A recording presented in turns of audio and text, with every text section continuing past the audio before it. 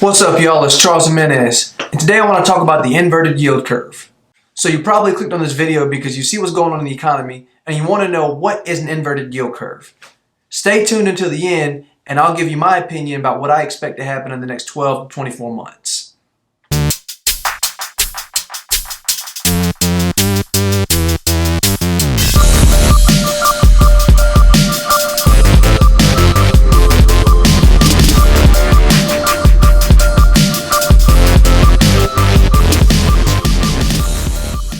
So let's go. An inverted yield curve is when long-term debt instruments have a lower yield than short-term debt instruments with the same credit quality. The easier way to say that is when you can reasonably expect to find a bank account paying you a higher interest rate and rate of return than you can find with a long-term instrument like a 10-year treasury bond. We can see that right now on June 13, 2019, where there's online bank accounts advertising rates of 2.51%. where you can't even get that on the expected return in the 10-year treasury bond.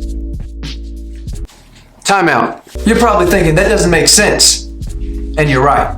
It's counterintuitive to think that you can put your money in a short-term account and get a higher return than if you can put it in a safe long-term account. Those two things don't necessarily make sense and correlate. So what does that mean for us? The U.S. economy is a complex system of all the things that interact together between what's going on with the Mexico and U.S. tariff war, long-term wage stagnation, and fear of our growth in the future. That has actually been an indicator of a recession. You heard me. Recession. Since 1962, an inverted yield curve has happened 9 times.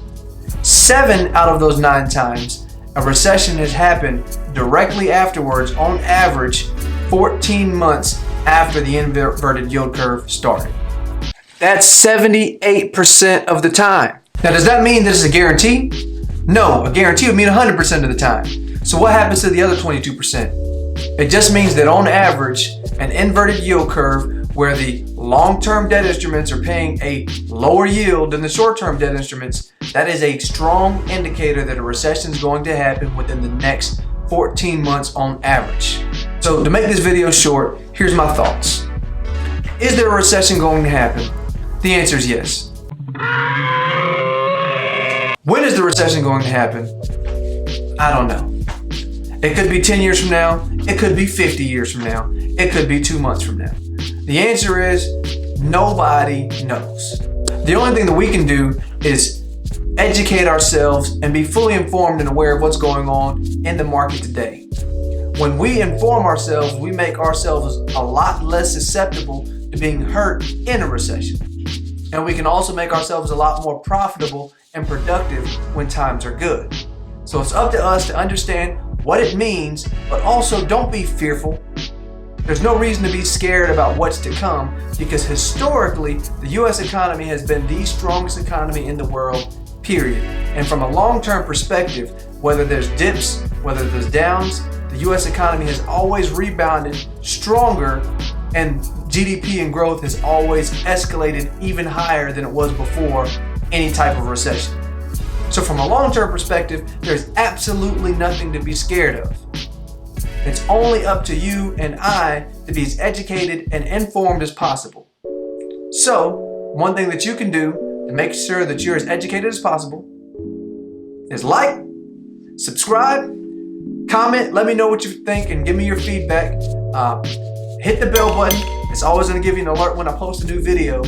And when you do comment, I appreciate it giving me your thorough feedback because all the engagement that you do helps my engagement on the channel. It takes a lot of time, effort, and research to look into this information and give you quality content. So I would thoroughly appreciate it if you could give me all the feedback possible and like the video. So I'm out, y'all. I wanted to make this one short. I hope y'all have a great day, and I'll see y'all next week.